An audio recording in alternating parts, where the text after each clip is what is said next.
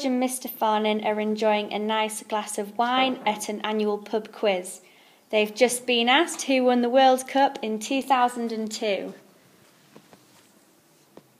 Have a look at George's working memory. Hi, I'm the long-term memory, and here's some stuff from 2002. The Visual Spatial Sketchpad, I deal with visual memories, and this is a flag from the team in the final. On the Logical Loop, and I deal with auditory memories. How do you pronounce the name of that team in the final again? Brazil. And the Episodic Buffer, I bind information from all the different stores together. The Central Executive, I control all of the slave subsystems and gather information from them all. I also control attention and decision making. Looking at this, the answer is Brazil.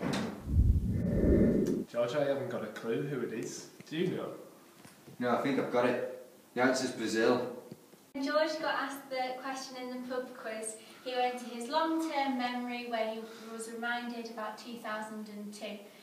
His Visual Spatial Sketchpad stores the pictures, which is when he was reminded about the flag, and then the phonological loop was where they store sounds, and that's how he remembered how to say the word Brazil. Then the episodic buffer brought all the information together and stuck it together, and then sent to the Central Executive, who came up with the answer of Brazil. Cheers, George.